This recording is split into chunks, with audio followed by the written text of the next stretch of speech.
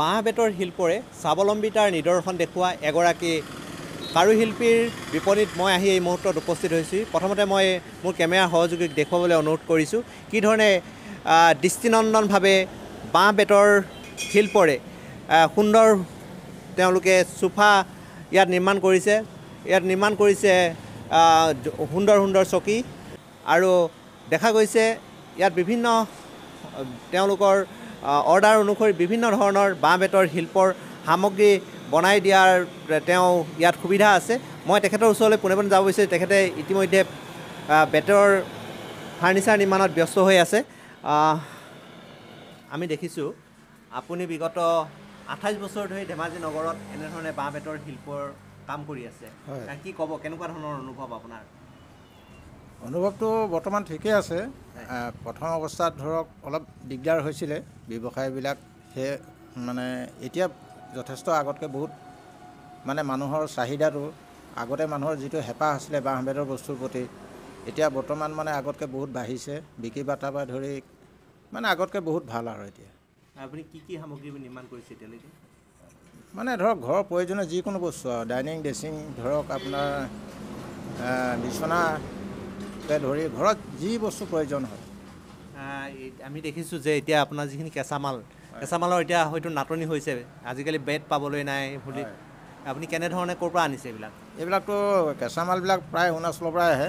আমাৰ অসমৰো কিছু সংখ্যক আছে, কিন্তু অৰুণাচলৰ মালবিলাক মানে ধৰক আনোতে অলপ কষ্ট হয়। আগতে মানে সহজে পাইছিলে, আজিকালি অলপ কঠিন হৈছে। হ'লেও মানে পুৰণা মানুহ হিচাপে বস্তুখিনি আনোতে অলপ দিগদাৰ হয় যদিও আজিলৈকে মানে পাই আছোঁ। মানে আপুনি এতিয়ালৈকে কি কি সামগ্ৰী নিৰ্মাণ কৰিছে? ধৰক আমি দেখিছোঁ কোলা দেখিছোঁ, ডলা দেখিছোঁ, যিবিলাক নৱপ্ৰজন্মৰ আজিকালি চিনি নাপায়। হয়, কেনেকুৱা ধৰণৰ আছে সামগ্ৰী?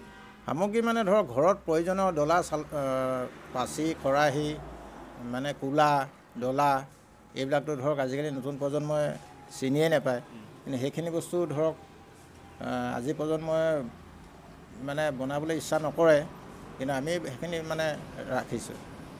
এই সামগ্ৰীবিলাকৰ দামবিলাক কেনেকুৱা ধৰণৰ? ধৰক আপোনাৰ ইয়াত যদি এখন সোফা কিনিবলগীয়া হয়, কিমান দামৰ পৰা কিমান দামলৈ উপলব্ধ হ'ব?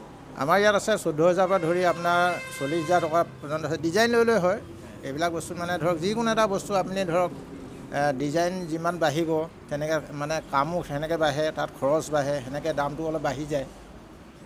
চিম্পুল ষ্টাইলবিলাক ধৰক 14,000-15,000 টকাত পাই যায়, কিন্তু একদম ষ্টাইলিছ ভাল মানে হ'লে মানে 30,000, 25,000, 40,000 এনেকৈ হৈ যায় এটা এটা চোফাত। এতিয়া ধৰক আপুনি অকলেই এইবিলাক নিৰ্মাণ কৰিছে, আপোনাৰ সহযোগী কোনোবা আছে নেকি?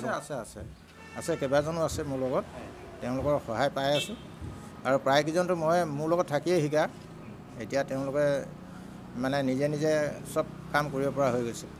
আপুনি ইমান দিন ধৰি কাৰুশিল্পৰ লগত জড়িত, চৰকাৰীভাৱে কিবা সা সুবিধা পাইছে নাই এতিয়ালৈকে? চৰকাৰীভাৱে সঁচা কথা ক'বলৈ গ'লে মই আজিলৈ একো নাই বিচাৰি ক'তো নাই যোৱা।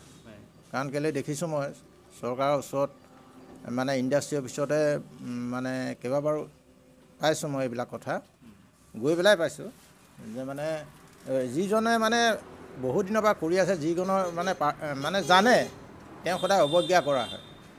কেইটামান পইচা দিলে নজনা মানুহ এটাক মানে এখন চাৰ্টিফিকেট পাই যায় বা এটা লোন পাই যায়, কিন্তু প্ৰকৃততে যিজন মানুহে বহুত বছৰৰ পৰা কৰি আছে তেওঁলোকে দেখিছোঁ।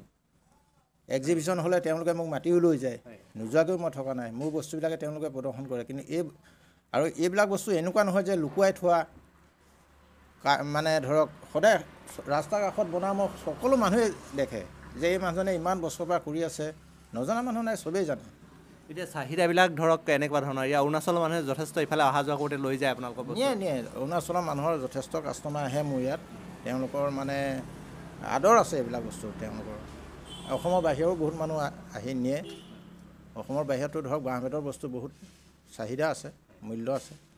হয়, এনেধৰণে এতিয়া দেখা গৈছে যে ধেমাজি নগৰত বিগত 28 বছৰ ধৰি এগৰাকী কাৰুশিল্পী দিব্য বৰদলৈয়ে বিভিন্ন সময়ত তেওঁ বাঁহ বেতৰ শিল্পৰে এনেধৰণে বিভিন্ন দৃষ্টিনন্দন সামগ্ৰী, ঘৰত যি প্ৰয়োজন হোৱা বিভিন্ন সা সামগ্ৰী তেওঁ এনেধৰণে নিৰ্মাণ কৰি আহিছে। আৰু এইগৰাকী শিল্পীয়ে বৰ্তমানলৈকে কোনো ধৰণৰ চৰকাৰী সা সুবিধা নোহোৱাকৈ নিজস্ব একক প্ৰচেষ্টাৰে তেওঁ এনেধৰণে বাঁহ বেতৰ শিল্পৰ এই কামটো তেওঁ কামত জড়িত হৈ আহিছে। ক'ব লাগিব যে যি সময়ত একাংশ শিক্ষিত নিবনুৱাই কৰ্মসংস্থাপনৰ অভাৱত দিক বিদিক হেৰুৱাই বহিৰাজ্যলৈ গমন কৰিছে, তেনে সময়ত কিন্তু এইগৰাকী কাৰুশিল্পীৰ এনেধৰণৰ কুটিৰ শিল্পৰ কামৰ প্ৰতি আকৰ্ষিত হ'ব পাৰে আৰু তেওঁলোকে এনেধৰণৰ কামৰ প্ৰতি আকৰ্ষিত হৈ স্বাভাৱিকতে বাঁহ বেতৰ শিল্পৰ জৰিয়তে তেওঁলোকেও স্বাৱলম্বী হোৱাৰ নিশ্চয় স্থল আছে।